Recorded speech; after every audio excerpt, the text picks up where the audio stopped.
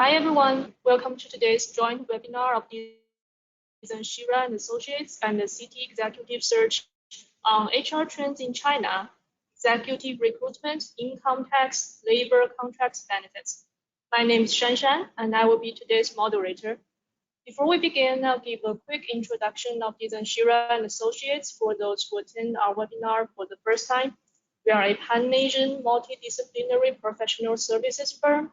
We provide market entry, legal, accounting, tax, HR, technology, and operational advisory to international investors for operation throughout China, ASEAN, and India.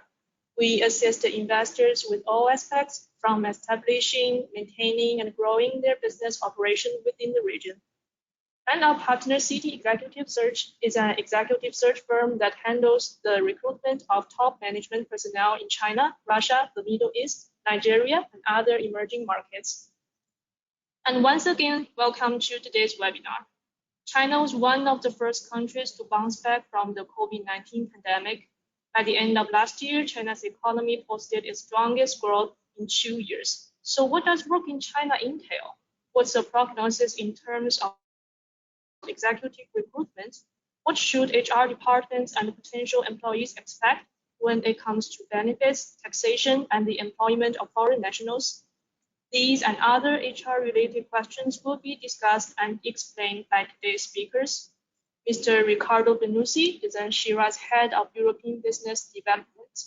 Riccardo is based in Munich and working as a point of contact for our European clients and partners. Before transferring to Germany, he was based in Shanghai for almost 7 years and managed the international business advisory team in East China. And we have the managing director of CT Executive Search, Mr. Christian Tegethoff, who is an internationally recognized expert in his field. Christian has spoken at several international HR conferences, workshops, and summits. His clients include companies operating in the automobile, consumer goods, manufacturing, and the pharmaceutical sectors. In China, Christian has been working with various companies on executive recruitment placements since 2013. So at the end of this presentation, we will do a short Q&A section if we got a few minutes left. You could leave your question in the question panel during the webinar. If we cannot answer your questions today, we will try to address them in the follow-up email. And we will be sending out the recording of this webinar as well. Okay, I will now hand it off to Christian to begin today's webinar. Hi, Christian. Yes, hello. Good day or good morning. Depends on where you are, from where you are now able to log on to this webinar. It will now be my pleasure to spend the next roughly 20 minutes on talking about executive recruitment in China, and generally on the HR trends on the Chinese market. I am now, as I'm speaking, trying to forward the presentation, which seems to be frozen now for the moment. Is this an issue on my? Okay, now it seems to work. Okay, good. Yeah. So I will spend the next 20 minutes on these two topics. We have a very large and very diverse group of attendees, so I understand that many of you are working in China on the Chinese market and are experts for China themselves. Others are based in Europe and maybe know a bit less about what is going on currently. So in my short presentation, I will try to address both target groups and be relevant to both as much as I can. I will also focus a bit on the perception of German companies of the Chinese market, because this is what we are doing on a daily basis. So we are working for European companies, mainly in China. Companies that are either in sales and marketing of their products in China or use in China, as you know, as a manufacturing basis. And maybe it is interesting for you to learn a bit more about the setup of German companies. 2 words about CT Executive Search, the company I founded and manage. So our company is headquartered in Moscow, Russia. from which we serve Russia, CIS, and the Eastern European countries. And via a network of partners, we are also active in India, of course in China, this is what we are talking about now, the Middle East, and several African countries. We usually help our clients to recruit into C-level roles in the target region. Then trying to, okay, yeah. I will now, try to give you some context. Of course, most of you will have seen the figures on this slide, but to put China maybe in a broader context, to have some reference for the upcoming slides, we'll just talk very briefly about how China is positioned now as we are speaking. So China was the only major economy last year to grow at all. Yeah, so China recorded GDP growth of more than 2%. Expectations for the current year, 21, are more than 8%. And if you compare that to the rest of the world, then you see that this is really an outstanding performance of the Chinese economy, even in the face of this pandemic, which China also faced last year. So you see Germany contracted by 5% last year, the Eurozone by more than 7%, USA more than 4%. So China is the great exception, the great outlier of the major economies. And maybe surprising, there was a survey of the German-Chinese Chamber of Commerce last year among their German member companies. And the German companies were asked about their profits in 2020, and 42% of the companies surveyed said that they were able to increase their profit in 2020 in comparison to 2019, which is really surprising and outstanding. 25% told that they have stable profits, and just 1/3 of the companies saw their profits in China decrease last year. Rest of the figures you can see on the bottom of the slide. I don't want to read them all out now, but you see that these are also very compelling figures. You see that more than 70% of the German companies plan further investments in China. 96% have no plans to leave China, which is probably not so surprising given the performance of the Chinese business over the last years. And maybe also an interesting footnote, only 3% have made a decision to relocate production capacity away from China. This is maybe an interesting figure in the context of the talks that on the background of the Chinese-American trade tensions, there could be a tendency for European companies to relocate manufacturing away from China to Southeast Asia, like Vietnam, Cambodia, such places. At least for the German companies, at the moment, it doesn't seem to be a major trend in effect. But now I would like to come to the Chinese HR market. A few basics I would like to touch. So you know that China is a very diverse HR market. So it is very difficult to talk about China as a whole because you need to take into account the immense diversity of the country and also of the HR markets. The question is, do you talk about Shanghai? Do you talk about the Tier 3 locations? Do you talk about international companies which have other concerns than Chinese companies? So it is very difficult to speak about one HR market at all. But a few facts are of course true for the whole country. The labor law, we will hear about that later in more depth from Riccardo, is very employee friendly. There is in most places and specialties a high competition for qualified employees. The management salaries are relatively high, so the Chinese executives in European companies often earn at least as much as the European bosses, yeah, which is sometimes an interesting discussion then when the Europeans hire for their Chinese subsidiaries.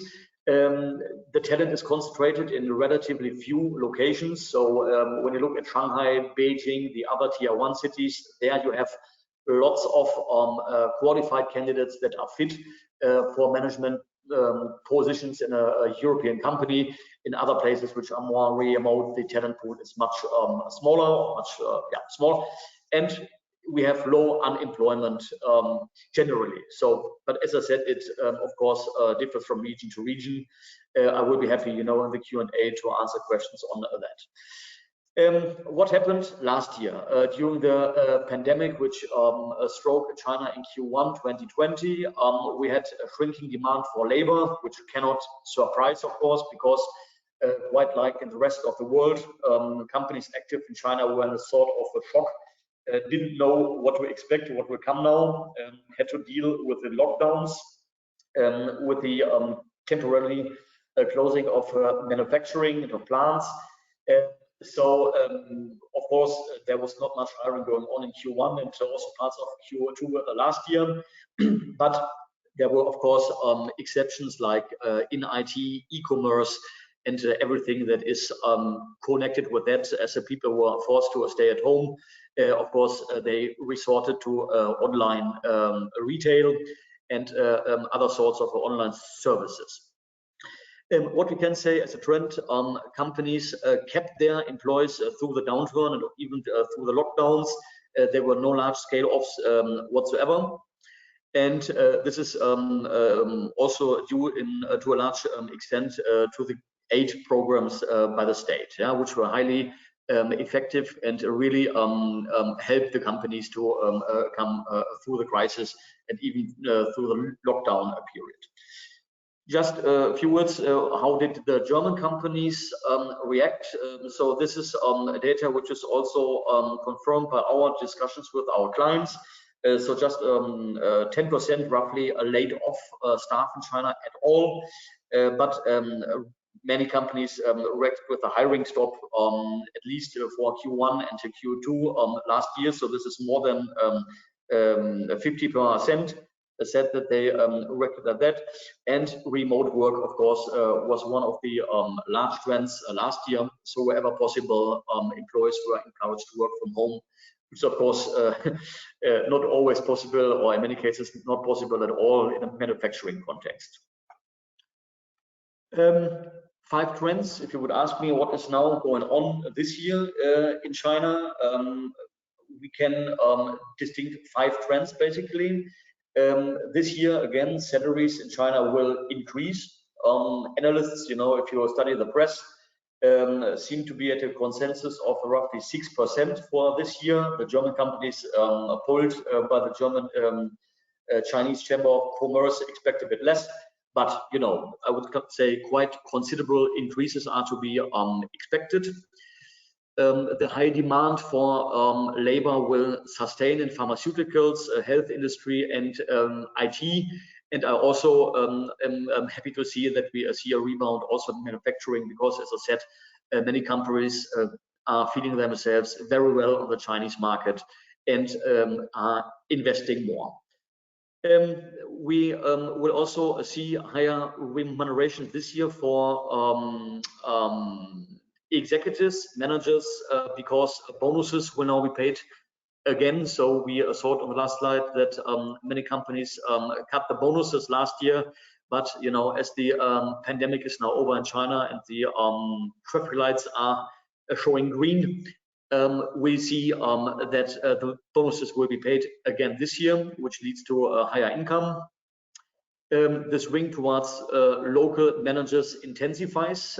So I will talk about that in a minute in more detail. So the trend goes away generally long-term from expatriates to local managers. But of course, this is a trend that has intensified due to the pandemic. The travel restrictions, I cannot talk about this now in detail, but most of you will know that it's extremely difficult now to travel in and out to China. Due to travel restrictions for most people, but even those that are able to go to China have to sit in quarantine very strictly for at least 2 weeks, which makes traveling back and forth extremely tough. And so the environment for expatriates has further hardened, I would say, in China. Good, yeah. executive search in China. What do our clients look for, and how do we help them in bringing on board the right people? So executive search means that we are focusing on positions that are on the C-level in China and are most of the time reporting into the global, so in many cases, European headquarters. This means that we need to identify candidates, identify Chinese people who are able to be successful in China with all its, peculiarities, culture-wise, but also from a legal standpoint. So who know this market, but are at the same time able to integrate themselves into an international corporate structure. So need people who you can show in China, but at the same time also in Europe. Because the C-level of the Chinese subsidiary is the bridge builder between the international company and the local market. So this is always key. And I would say then the rest is detail. Then you need to find people who know the market, who are good team leaders, who are motivated. But the key really is this cultural bridging function. So this is where we put our focus on when searching and identifying candidates.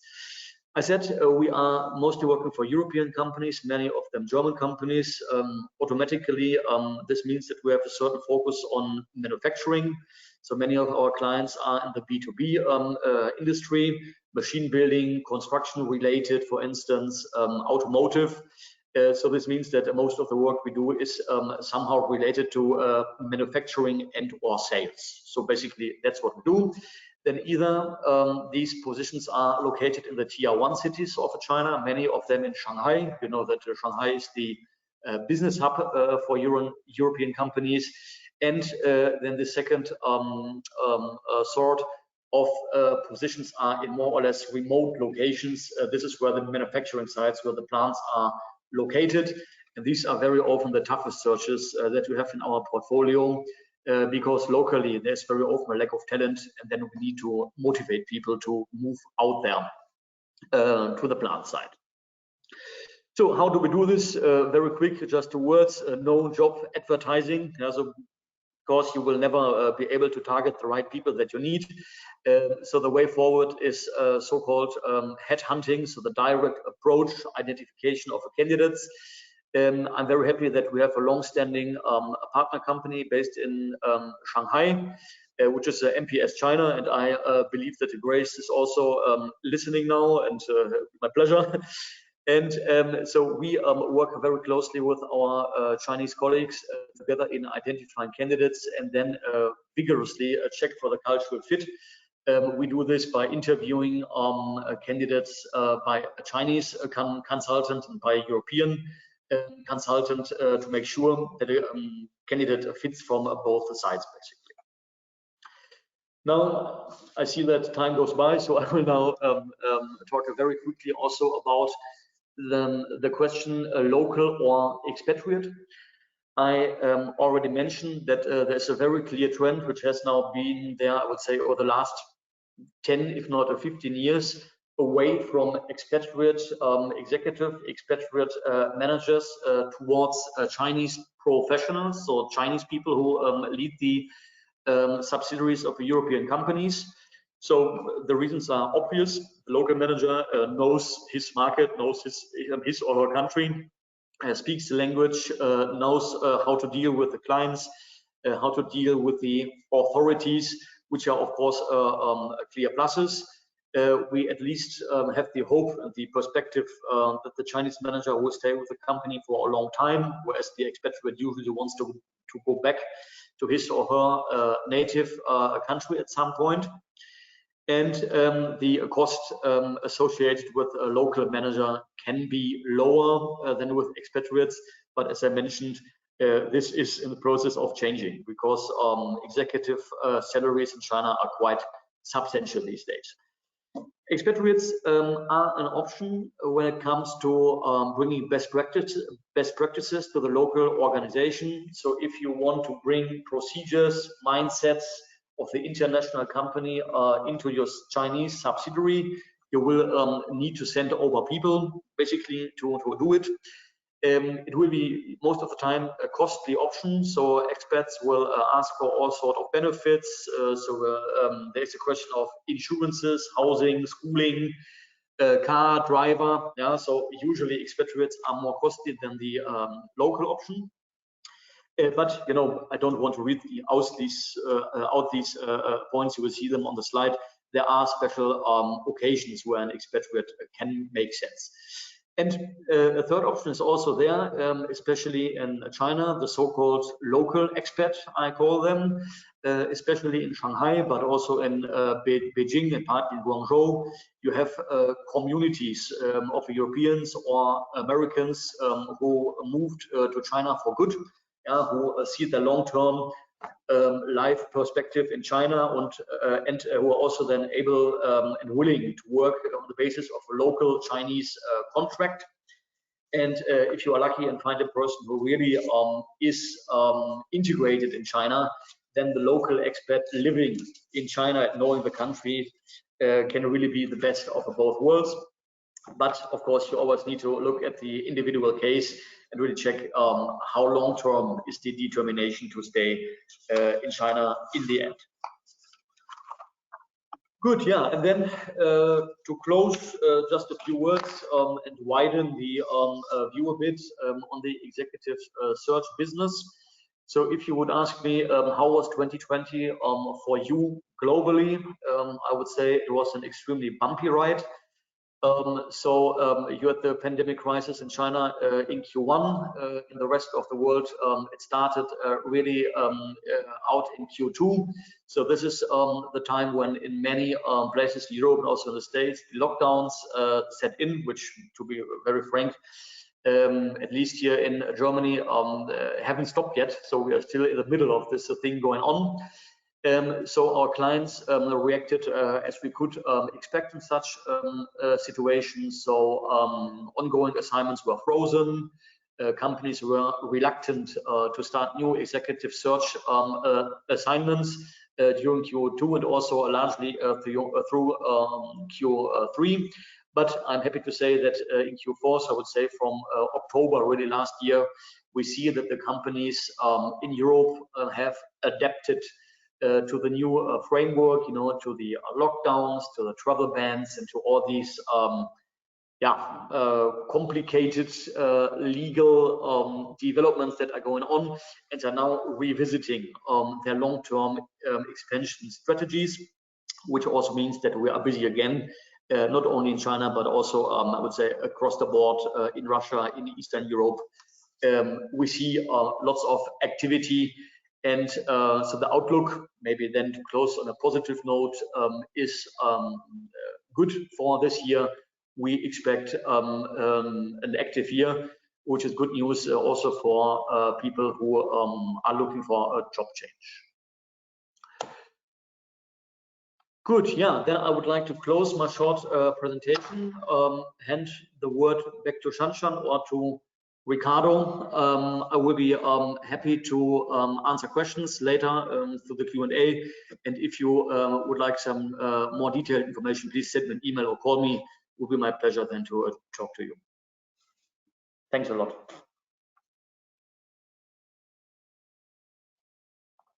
Thank you, Christian. Now let's pass the mic to Riccardo. Thank you, Shanshan. I have the mic. Do I get the handle for the presentation?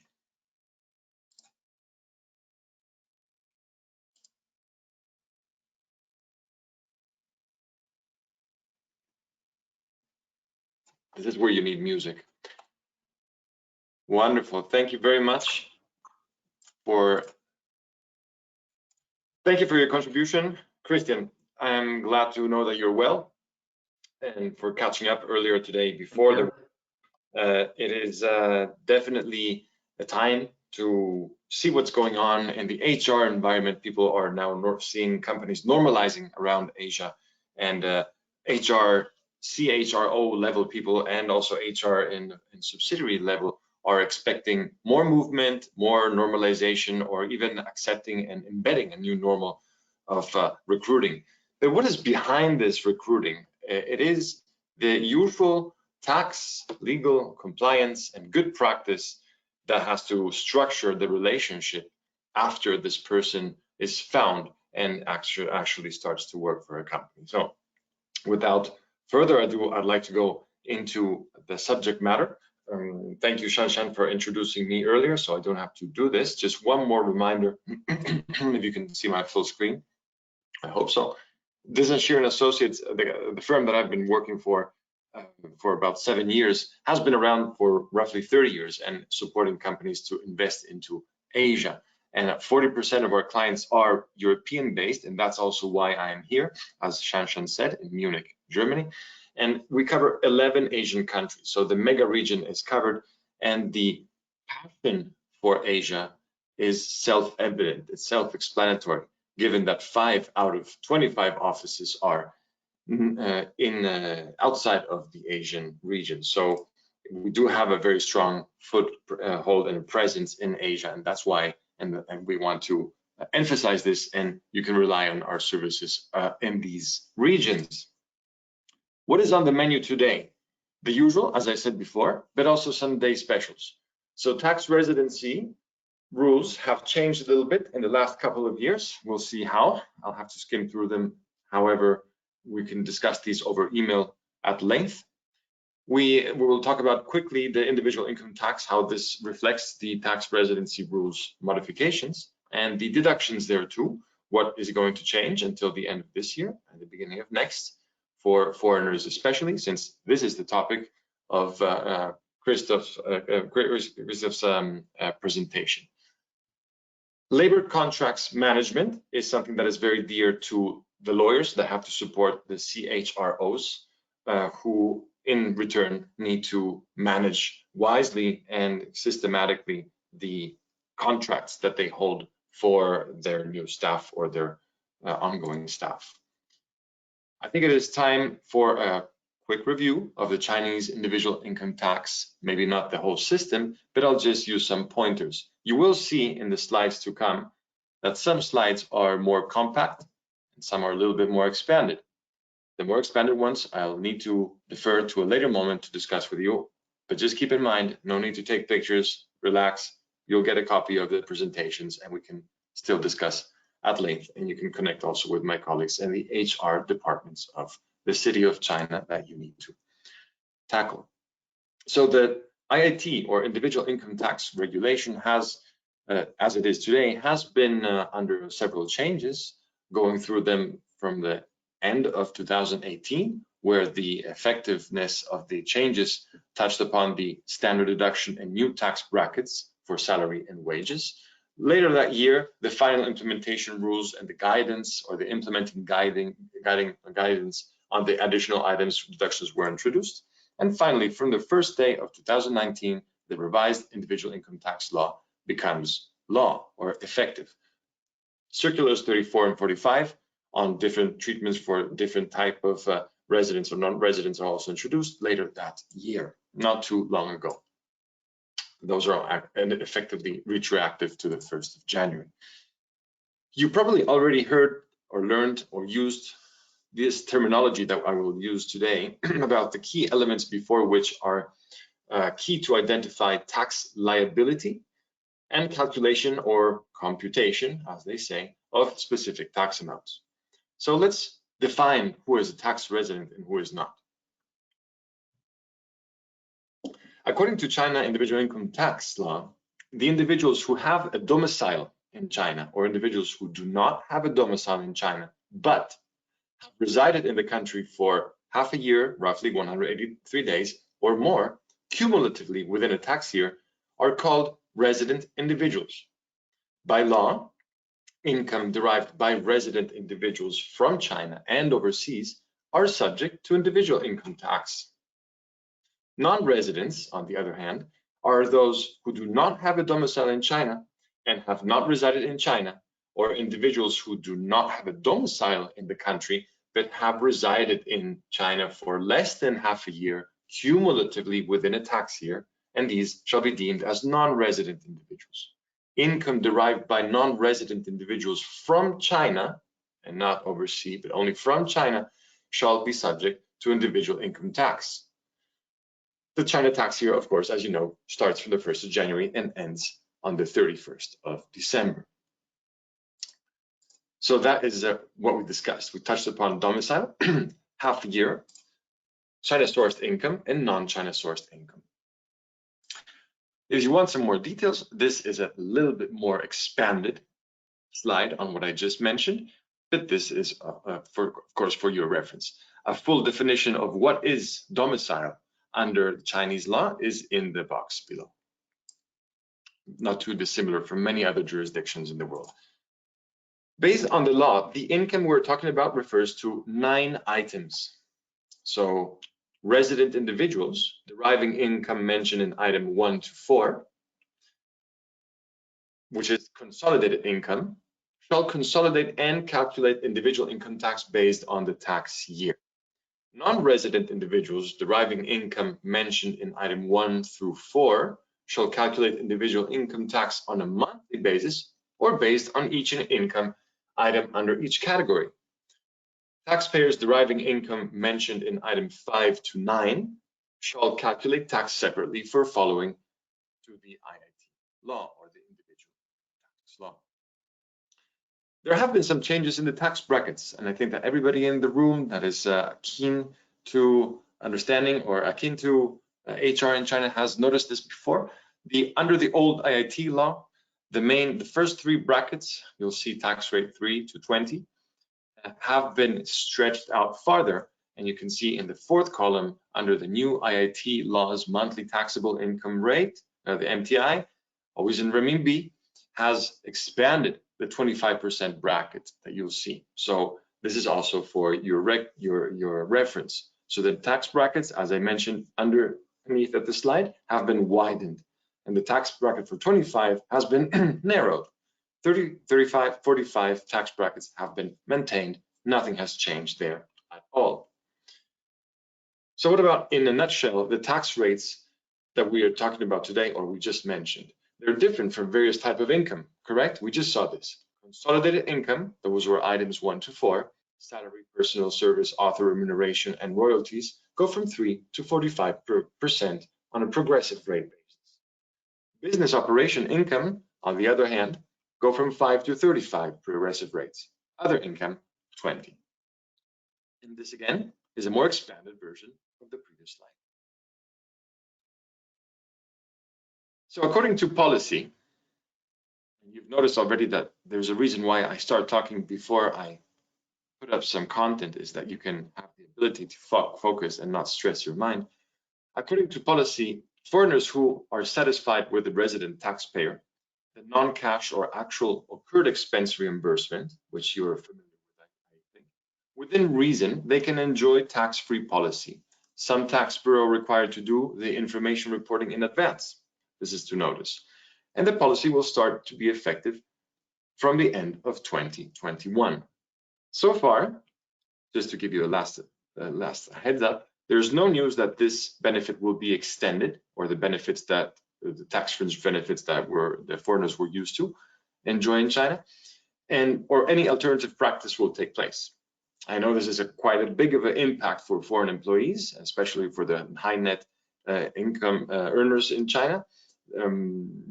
But this is how it is going to be. So we know some companies are considering whether this part shall be absorbed by the employer while the 2022 budget in the company is going to be prepared. And we can definitely support you in optimizing this approach with for the employees that you are onboarding or have already onboarded. Let's put some meat on the barbecue. So tax-free allowance, as I just mentioned before, which is still accessible, is allowed if you are a foreigner, if you qualify as a tax resident, if you claim within reason, that means not excessive amounts. I don't want to go into details of that, so business or first class or high expenses for residence or the lease agreement, etc. Non-cash reimbursement, there is a transition period to keep in mind, and it is valid only for 2019-2020. So these are the tax fringe benefits or the allowance, free allowances that we have been used to see and that will then slowly be phased out. Housing, food and laundry, relocation, one-off, trips home, and children education and language education. Just remember, they won't be cut out completely, but there must be a choice made. So today's topic circulates around executives, correct? So who are these executives or senior management also? How are they qualified under the tax law? Without going into too much detail, these are a GM, a deputy GM, a department head, chief officer level, and other similar company management position. I want to remind you that when you are defining the position of a new employee, don't be too casual about how you will design his title or her title. This may have an impact later when claiming or filing taxes. Now, this is when it starts to get a little bit more mathematical, but without annoying you too much, because we do have several topics to talk about until I'm done. I've split these two tables, this one and the next one, on non-senior management level IIT tax liability in China, where you can see very clearly that the first column refers to how long a person has stayed in China, less than 3 months, between 3 months and half a year, over 6 months, and however less than 6 years, or over 6 years. And the yes means there is an IIT liability. So column 2 refers to China sourced income. Column 3, non-China sourced income. And you can do an assessment, a quick assessment on where and when the IIT tax liability kicks in.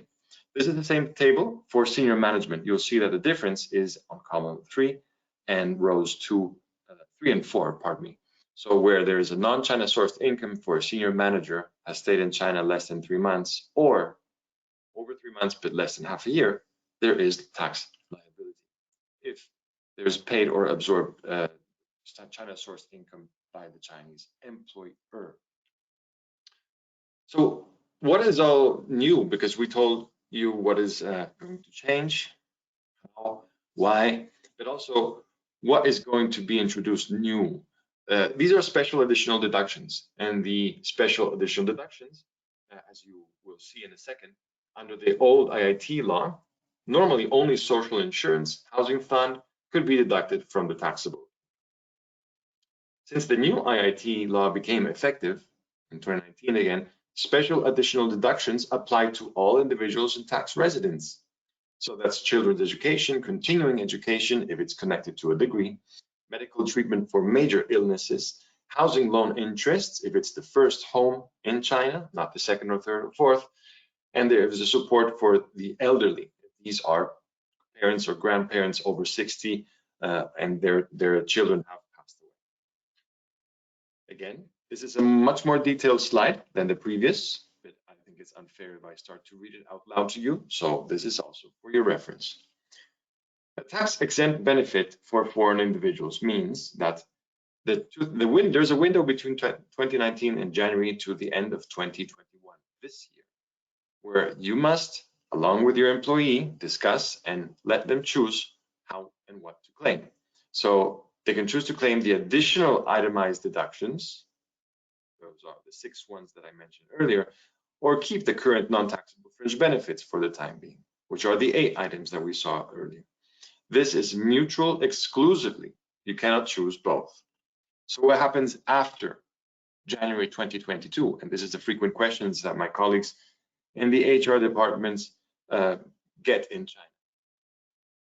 In the dashed boxes, you'll see what is going to phase out or what has to be replaced. Housing allowance, based on a fapiao given by the landlord, not just on an oral agreement or an informal contract.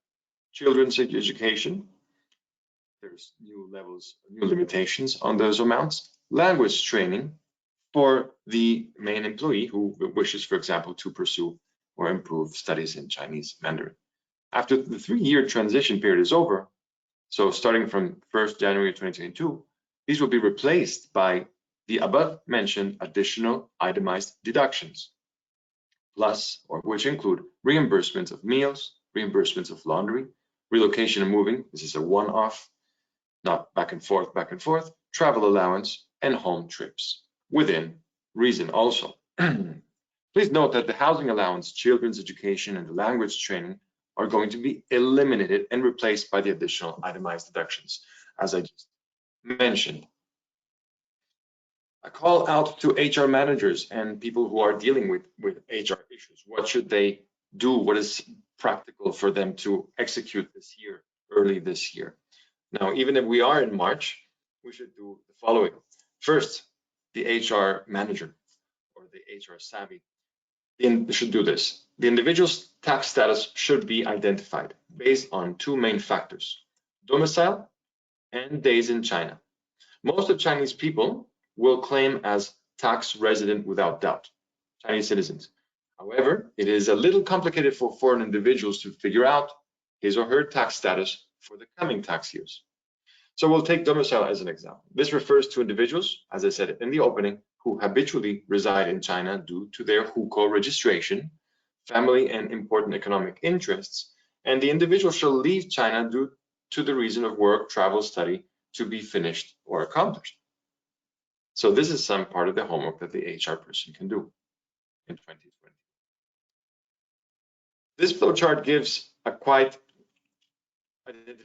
clear idea of how to define the tax status. Is there reason to believe this is domicile? Yes, then it's a resident. If it's not domicile, the resident time in China in a calendar year has to be computed. No days, then it's no resident. Less than half a year, non-resident. More than half a year or equivalent to 183 days, resident. Excuse me for drinking some water. There is some latest news for those who are interested in South China development. Have certainly heard about the GBA, the Greater Bay Area Collective of Cities. From the start of 2019 to the end of 2023, Guangdong Province offers IAT subsidies for whom? For those talents that can qualify in the area of Guangdong, Hong Kong, Macau, Greater Bay Area.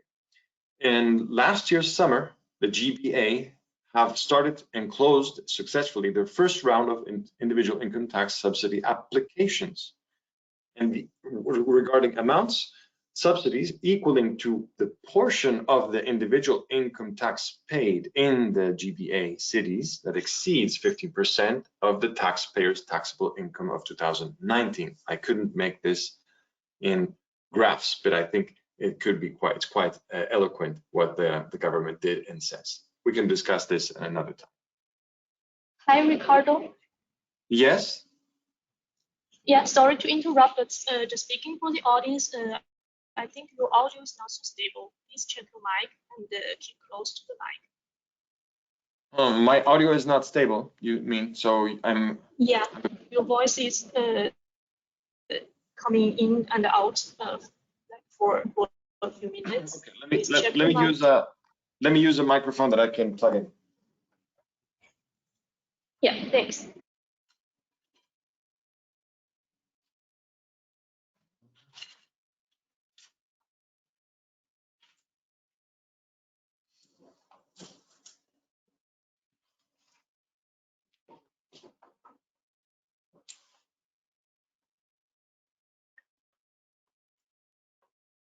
Yeah, this topic is not meant to be a secret, so let's see if I can improve the audio. Shanshan, can you hear me better now? Yeah, please go on. Thanks.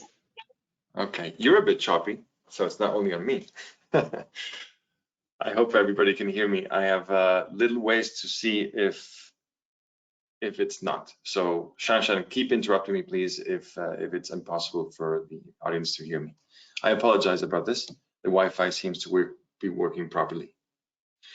Going back to social insurance exemptions for foreigners. Some of you may already be familiar with the notion, but I have to assume that we're starting from scratch. So China's social security system is made of pension, medical, unemployment, work-related injury, and maternity. The premiums for pension, medical, unemployment, and insurance and mandatory housing fund are jointly contributed to by the employer and employee, while the premiums for work-related injury and maternity are borne by the employer, or solely contributed by the employer. The premiums for pension, medical and employment insurance, mandatory housing fund, as we saw before, something's going wrong, are jointly contributed to by the employer and employee, while, as I said, work-related injury and maternity insurance only by the employer. Social insurance exemptions for foreigners. While regional authorities manage their social insurance system, not all regional governments do it. So there are international social security agreements between China and other countries. Only 11 of these are implemented. How many have been drafted? 12. So that's a pretty good number. Let's see who these countries are. Starting from Germany, South Korea, Denmark, Canada, Finland, Switzerland, the Netherlands, Spain, Luxembourg, Japan, and Serbia and France in yellow because they're not yet effective. So this means that several countries have found that there's a reason to draft agreements about social security treatment of their nationals in China. And there's also a reciprocity element to that, but we'll get to that later. And China recognizes this and acts upon it. All existing agreements define the groups of employees eligible for exemption and lay out the categories of social insurance for which employees are exempt from paying. For example, the China-Japan Social Insurance Agreement took effect on the 1st of September 2019 and will exempt Japanese nationals from China's basic pension contribution, as well as exempt Chinese nationals from Japan's national pension and employment pension insurance. That's the reciprocity element. It will apply to dispatched personnel, employees, onboard ships and aircraft, civil servants, and diplomatic and consular personnel of each side. And this is the category element. In return, Chinese employees sent to the participating country of that specific social insurance exemption agreement between China and X country will also be exempt from making the relevant social insurance contribution there. Social insurance exemptions are only available to a defined group of labor categories and not to all foreign employees. However, there's regional, provincial, and municipal adaptation or utilization, but also gives way to inconsistencies. So what does this mean? The Ministry of Human Resources and Social Security requires foreign employees working in China to participate in the social insurance scheme, as detailed in the measures for participation in social insurance. We know this of 2011. According to Chinese labor law, any foreigner employed by a legally registered entity in China or any foreigner dispatched to a registered branch in China or in a representative office must participate in basic pension insurance for employees, basic medical insurance, and etc. And this is what we discussed earlier. But why am I saying municipal or regional or provincial inconsistency? Because since the social insurance is managed at a regional level, many inconsistencies still are there among cities. What happens next? As a result, most major cities have implemented their respective requirements for Beijing, for foreign employees. For example, in cities as the capital, Beijing, Tianjin, Shenzhen, and Nanjing, among many others, social insurance payments are compulsory. They are due, they are mandatory for foreign employees who are treated in the same way as domestic workers. No question about it. On the other hand, in Shanghai, where I lived for 7 years, or in Dezan, Shira, does not currently require foreign employees to contribute towards social insurance. And that is a very frequent question that we get. Some conclusions about this topic, about the social insurance, are the following. Exemption does not apply automatically, and companies with foreign employees are required to apply to related bureaus for exemption. So every agreement differs. Though the process of applying for insurance premium exemptions changes across regions. It changes. It's not always the same, and according to the specific agreement under which it is performed, it follows a standard formula. So you check the agreement before you act on the application for the exemptions. The entity that employs the foreign employee in China must submit original certification of insurance issued by a relevant entity in the country of origin to the local Chinese Social Insurance Bureau. This will be then verified, and a copy will be held on record following verification of this documentation, and possible further verification and certification of the employee in question will be exempt from the relevant social insurance payment. But there is limitation also in time. So every agreement is different. The requirements for claiming the benefits have to be followed very, very carefully. And there's a verification period for that. And it's sometimes time-based. What do I mean by this? You should, let me see if there's one more point, and they're sometimes difficult to claim. And the maternity issue in Shanghai also is worth noticing. Going to the time-based issue, the timing issue. For employees from the Netherlands, for example, the maximum length of the exemption period is 5 years. If the dispatch period is more than 5 years, the time limit for exemption will not be extended for more than 1 year after the 5th. Officers in social insurance bureaus are often unsure about how to implement foreign employee social insurance exemptions. Believe me, I have done this with colleagues in different regions of 4 different regions of China, and the reply is often always different. Many cities have no local regulations relating to this topic, especially in 2nd and 3rd or 4th tier cities. So expect some level of complication. Employment contracts, because I think I'm a little bit over time, but I would like to put an emphasis on just a few things, because there's HR managers and people who are probably looking at moving to China or have just moved to China and are a bit unsure about how their new HR manager is handling the new contract or the renewal of the contract. So let me give you a helicopter view about what we think is important in employment contracts management in China. So there must be always a contract template. You as an HR manager, or also as an HR interested person, should always keep a template at hand and see, especially for HR managers, but see if this template has all the mandatory clauses and other sensible and sensitive content within it.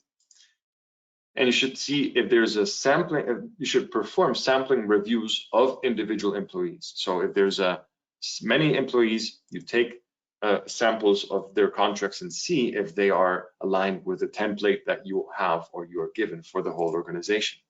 Policy and procedure. What does this mean? So there's an employee contract management policy and procedure. You have to track your contracts, observe the length of the contract, and also renew the contracts that are about to expire. So prepare in advance. What are the typical issues that arise here? Frequently, that not all 9 mandatory clauses in the labor contracts are included, and we'll see that in a second.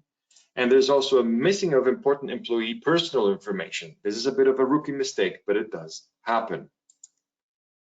Employee contracts management has also this more deeper look or aspect, where there are 3 types of employment contracts. So we're looking at a systematic observation of contracts, timing of employment contracts, signing, and language. So the 3 types that we know are fixed term, non-fixed term, and please note that after the 2nd fixed term contract for 10 years of employment, the employee is legally entitled to an open term contract. This is not applicable to foreign employees who can only work on fixed term contracts. Also, labor contracts which expire upon completion of certain agreed assignments. Those are the project contracts. Then about timing of employment contract signing. They must be signed within 1 month of the commencement of labor relationship or the duty. This is a very important point too, because if you do not, then you'll be penalized with what we call a double salary from the 2nd month to the 12th month, or until contract is signed prior to the 12th month. An open term contract is going to take place for Chinese after the 12th month. Language, always a big issue, but sometimes overlooked. The employment contract should be in Chinese or bilingual with Chinese included, and the law follows the Chinese version. I promised that I would give you a helicopter view on the mandatory clause, and that is what I'm going to do. Name and address of the employer and the legal representative or key person in charge of the employer, the name and address of the ID and the ID of the worker, term of the labor contract, job duties and work premises. Well, where are you going to work? What is the building's address? What is the factory? And what are you expected to do? Working hours and rest periods and off days. Please calculate that appropriately. Labor remuneration. How much do you get for what you do? Social security. We have talked about that at length today. Labor protection, working conditions, and occupational hazard prevention. And I mean, any other topic that you think is important or must be by law included in a labor contract as stipulated by laws and applicable regulations. What are the additional optional clauses you can insert? A probation period, for example, is not too bad to have. Depending on how long you want the contract to be, you can accordingly have a longer or shorter probation period. Training, confidentiality clause, supplementary insurance. And what about welfare and incentives? Yes, these are also optional clauses you can include. Others to be discussed between the employer and the employee. These contents and clauses are under Article 17 of the Chinese labor contract law. What about some amendments? And this is the very last slide that I'm going to force you to follow with me. Theoretically, for all kinds of amendments or changes of the labor contract content, the employer should sign an official agreement with the employees. What we actually see in practice is that a benefit for the employee is a salary increase, right?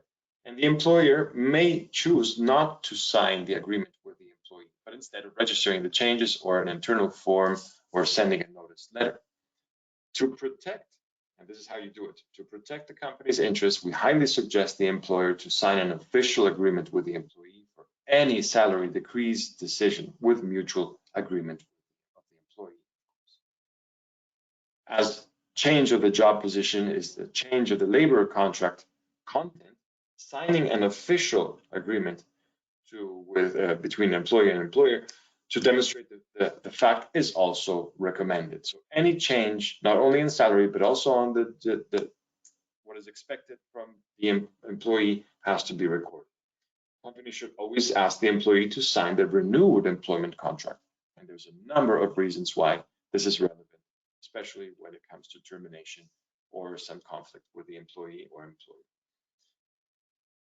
I have been very happy to deliver this presentation to you. I know it's been a very fast 33 minutes of individual income tax deductions, HR compliance in China, but I think it goes very well with the first presentation we heard.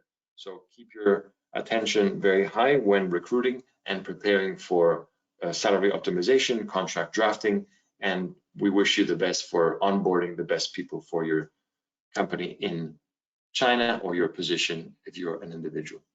Shanshan, over to you. Thank you, Riccardo. And also thanks to Christian for giving us this informative presentation. We are a bit over time, but I think we can still do a very quick Q&A section. I see a few questions from our audience. And the first one goes to a question. Regarding executive recruitment in China, in which sectors do you get the most requests for top management placement? What executive positions are most in demand in China? Yeah, thanks a lot for this question. So I very briefly touched this point during my presentation. So if we talk about the sectors, we work mostly in B2B, which means B2B in a broader sense, machine building, plant engineering, industrial components, construction-related companies, for instance, that manufacture tools or construction materials. So this is a certain focus. I would say 75% probably of all mandates of our projects in China come from these sectors.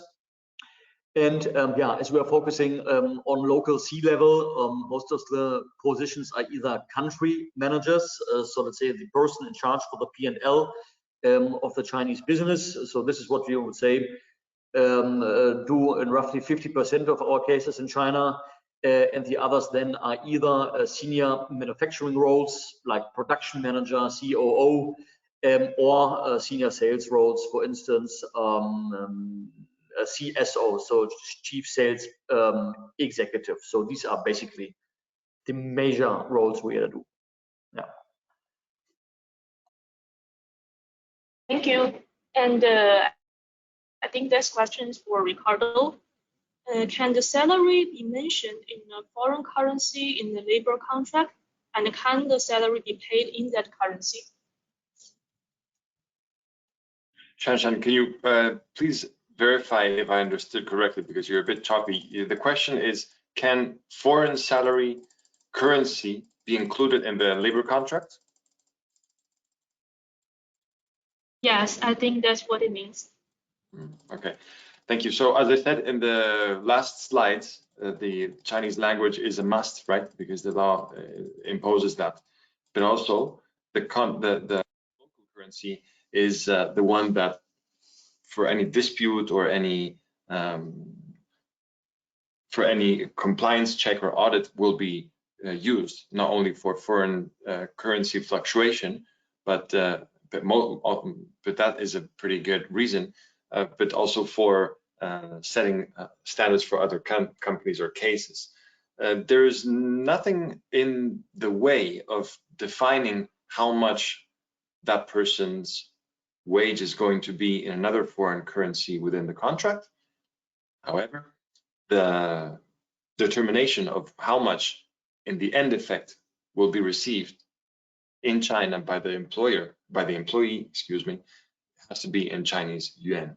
I'm not sure if that can be paid directly in the foreign currency stated in the article in the local bank account of the employee in China, but I would be very happy to get the contact information of the person who asked this question and revert with a follow-up. Okay, thanks. Like Riccardo said, for those questions, we will give a follow-up email later on after the webinar. And also we will send the recording of the webinar to all the audience.